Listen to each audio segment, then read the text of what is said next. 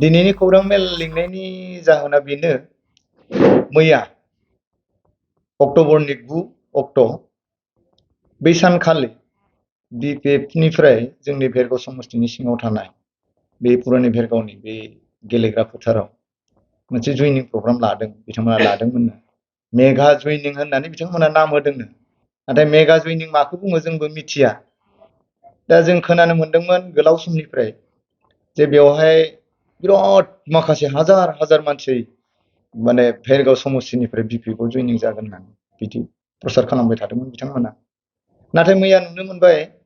बिसोर जेसेबांखिनि जिरायनो थाखाय पेन्डेल बानायदोंमोन बेबो खमैबो 10 फुटसो खालिसो थाबावदों बिनि बाहेरा फिल्डआवथ' मानसि गैया गारिया खिन्थु जथेस्थ' दङ दा बेयाव जों सानबाय बेयाव पेन्डेलावथ' जिरायनाया खोब हाइस दङब्ला 1700 मानसि दङ आरो बेवहाय गासैजोंसो ओमफ्राय बेवहाय गासै बिथांमोना 2000निबो बारा जयनिं होगोन होननानै बा जयनिं जागोन होनना प्रसार खालामदों नाथाय बिथांमोननि साननाय बायदि जायाखिसै मानो होनना बुङोब्ला दिनैनि तारिखाव बयबो मिथिबाय बयबो बुजिखाबाय जे आगोलनि सोरखारा माबायदि मावलांदों माबायदि मावलाङाखै आरो दानि सोरखारा माबायदि मावबाय थादों बेखौ रायजो राजा बयबो बुजिदों जायनि जाहोनाव मैया बिथांमोना बिनि फिननायखौ मोनदों बेखौथ' जोंनिफ्राय होनाय जायाखै रायजो राजानो होदों बिथांमोना ओरैबायदि गारि रानथिंना हरदों जेथिं मिथिंनो नाथाय गारिया खालि खालि फैफिननांदों फैनानै गारिया बे फिल्डआव लांदां लांदां गारियासो बारा मानसिया खम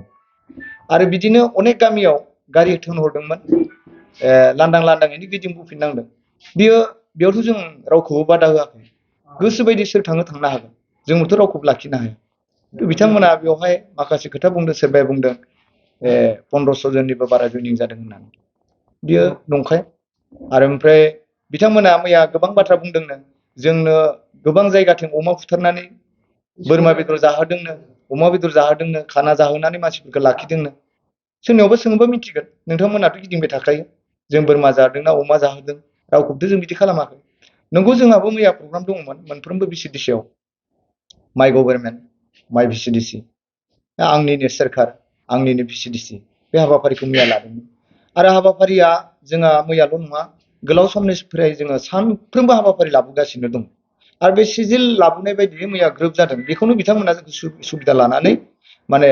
होबथानो थाखाय माखासे कौशल खालामदों होननानै जोंनि सिगाङाव बुंदों नाथाय बेखौथ' रायजो राजा बुजिबाय आं गोलाव बुंनांगौ दं होननानै सानाखै बेनिफ्राय मोनाबिलियाव जों नुबाय बिथांमोननि मानसिफोराथ' चुपचाप खारखोमाजोबनाय सोरबा सोरबा फेनानै जने बने गिदिंलाबायनायखौ जों लोगो मोनदों माने टेनसन जादों जेराव जेरैबायदि मानसिखौ बिथांमोना जयनिं होगोन होननानै सानदोंमोन बेखौनो बिथांमोना जयनिं होनो हायाखिसै दिनै जों बेखौनो बुंनो नागिरदों जोंनि भेरगाव समस्तियाव बिपिएफनि मावथिफ्रा एकदम आसि बिजौआव साननो हानाय बायदि जानानै थाहैबाय आरो बारा बेयाव माने बिपिएफनि मावथि गैलिया बांसिनानो दिनै जोंनि इउपिपिएल आफादजोंनो थानानै खामानि मावगासिनो दङ आरो ओंखारबोगासिनो दङ जोंहा बेवहाय फोथायनाय दङ मोनसे खोथा जोंनि आगोलनि डिपुटि स्पिकार बिथां मानगोनां नेर्सोन बर' बिथाङा मैया बेवहाय भाषणावहाय बुंदों जे माने जोंनि इउपिपिएलनि दैदेनगिरिफ्रा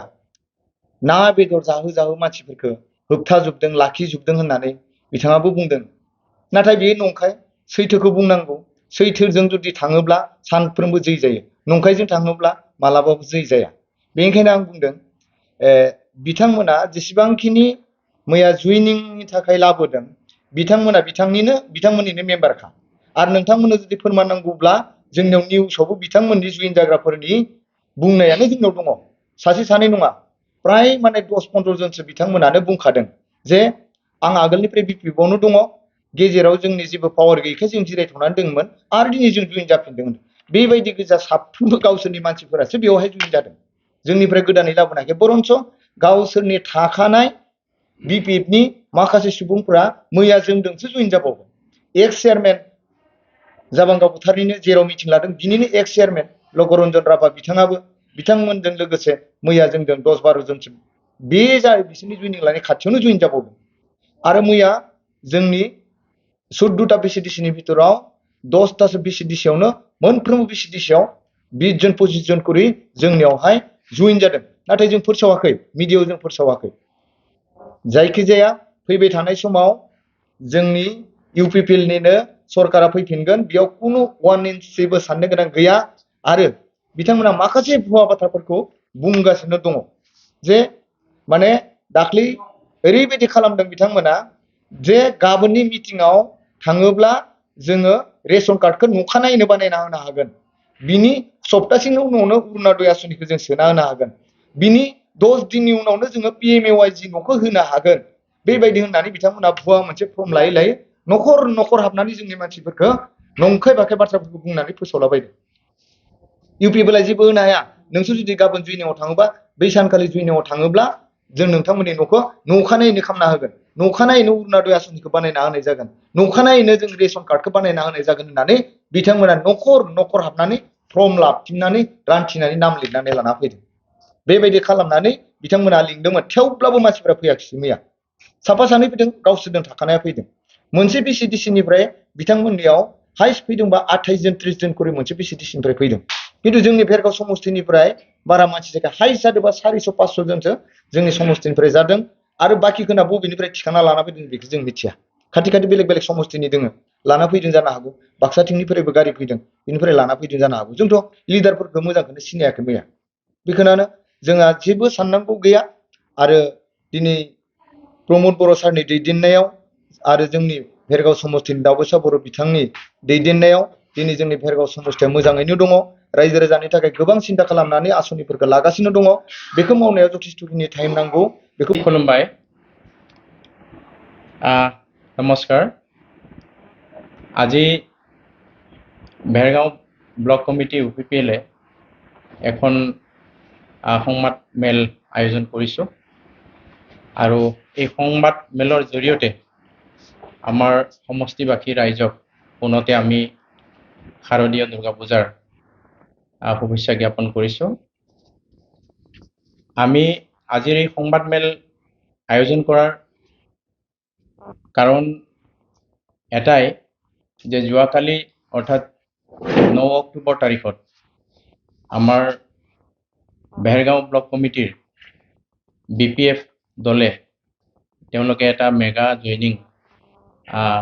আয়োজন কৰিছিলে আমাৰ भेरगाव পুৰণি भेरगाव খেলপথাৰত আৰু তাতেই তেখেতসকলৰ জয়নিংও হৈছে আৰু এই জয়নিংৰ পিছত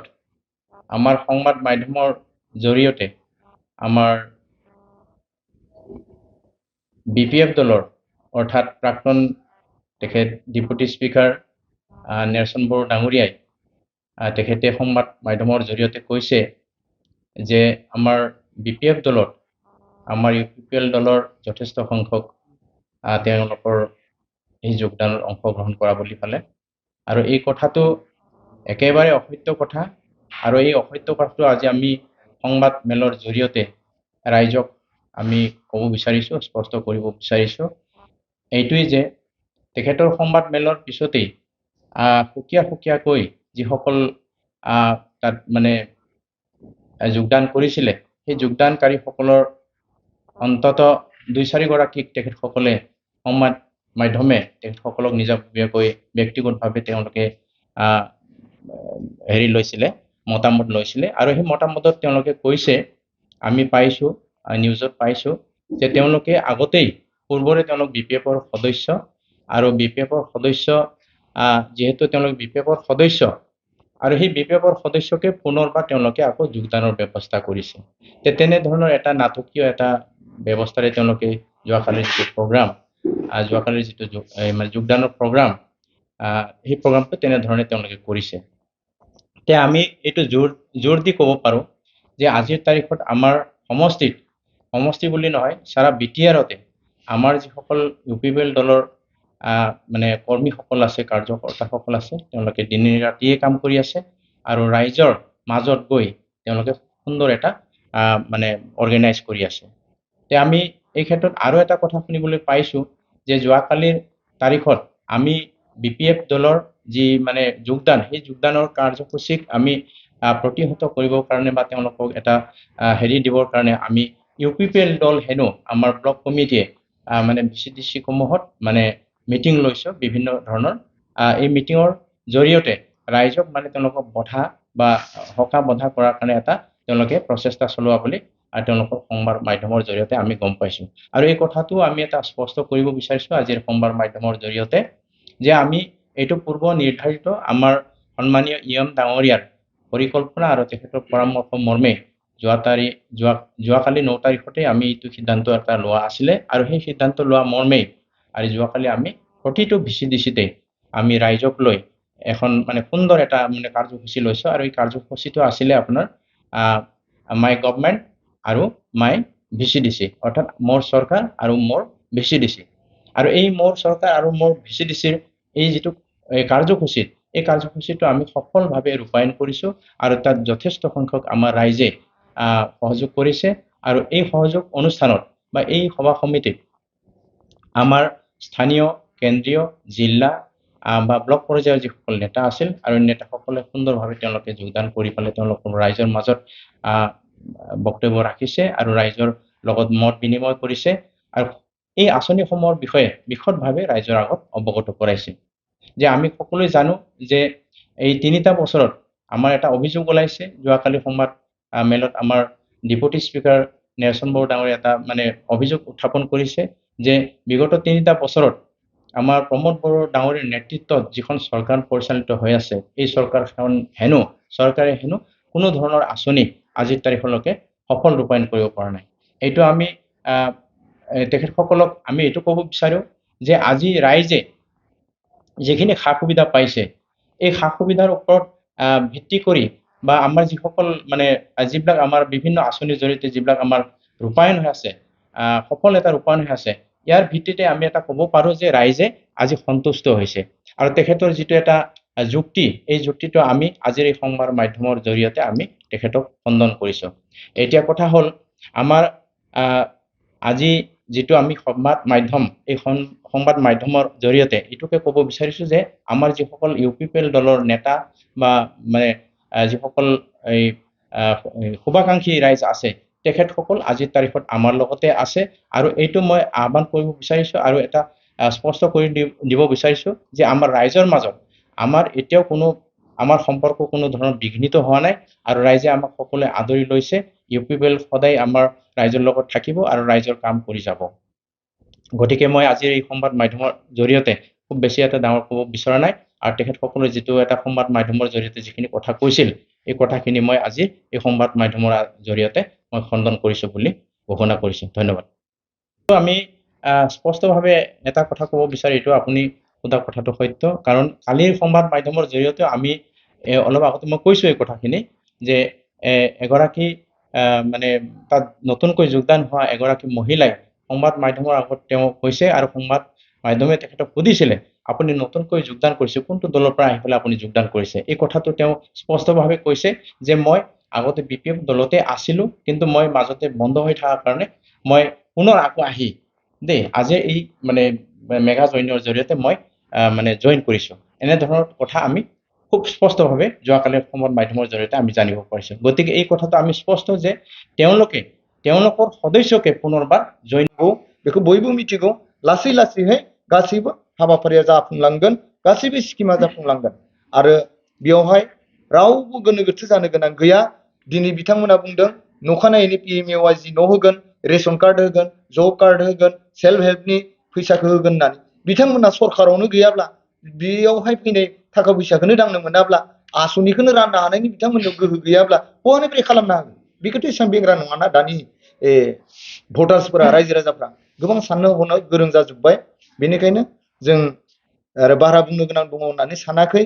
जोङो आरो बारा बाथ्रा बुङालाबासिनो जेसेबांखिनि हायो जों समाजनि गेजेराव रायजोफोरनि गेजेराव जोंनि प्रमोद बर' सारनि दैदेननायाव जा सोरखार सोलिबाय थादों UPPL सोरखार बिथांमोननि बा जोंनि दैदेननायावनो रायजो राजानो मोजां खामानि मावनो जों नाजादों आरो जों बयबो रायजो राजानि जों हेफाजाबखौ मोनलाङो जों मिजिंथिदों आरो दा जोंखौ होगासिनो दं। जोंहा बेयाव जेबो गोनो गोथो जानो गोनां जोंनियाव गैया। दुर्गा फुजानि धामाका दखना डिजाइन दखना फालांगिरि खालामग्रा बिथांमोननि थाखाय अदालगुरि सरनि रयेल बड' फेशन हाबा लानानै फैदों फुजानि गोदान गोदान डिजाइननि दखना गेमस्रि गाननाय दख'ना, मिथि गाननाय दख'ना, थाइलेण्ड दख'नानि धामाका दख'नानि डिजाइन। दख'ना फालांगिरिफोरनि थाखाय अदालगुरि रयेल बर्डर दख'ना गलायाव मोननो हागोन। नोंथांमोना गेमस्रि गाननाय दख'ना, मिथि गाननाय दख'ना, सिखिरि दख'ना, आर'नाइ दख'ना आरो थाइलेण्ड दख'नाखौ हलसेल रेटआव। बर'नि हारिमुआरि गाननाय जोमनायफोरखौ दख'ना फालांगिरिफोरनि थाखाय बयनिख्रुइबो खमसिन बेसेनाव मोननो हागोन। अदालगुरिनि रयेल बर्डर फेशन हाबाव बायदि रोखोमनि दख'ना। नोंथाङा दख'नानि फालांगि खालामनोब्लाबो रयेल बर्डर हाबाव गासैबो दख'नाखौ हलसेल रेटआव मोननो हागोन। खम बेसेनावनो लांनानै फालांगिबो खालामनो हागोन। रयेल बर्डर गलायाव थांनाय फैनायनिबो जेबो उसुबिदा गैया।